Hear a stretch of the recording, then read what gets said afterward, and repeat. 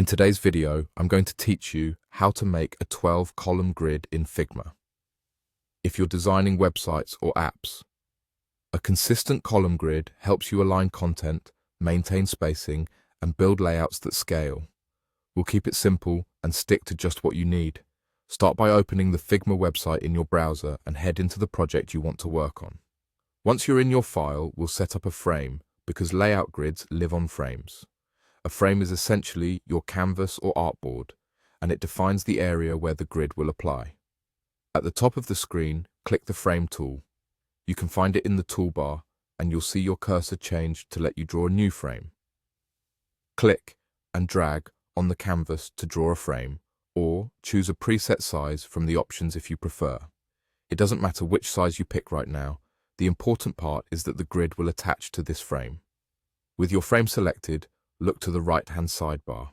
In the Design panel, find the section labeled Layout Grid. Click it to expand the options. If there isn't a grid yet, add one and you'll see a default square grid appear. That's normal. We're going to switch it from a square grid to a column layout. Open the Grid Type drop-down and choose Columns.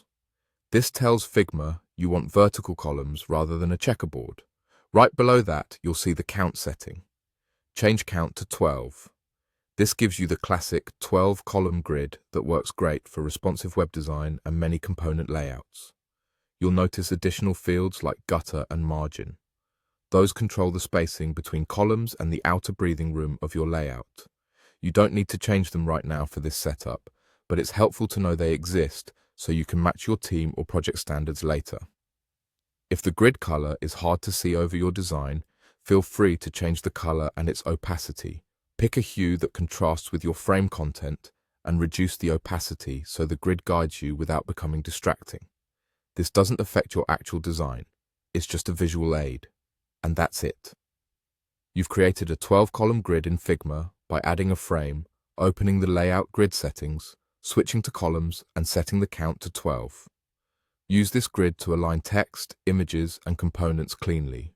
When you're done, you can always toggle the grid's visibility on and off from the same panel while you continue designing.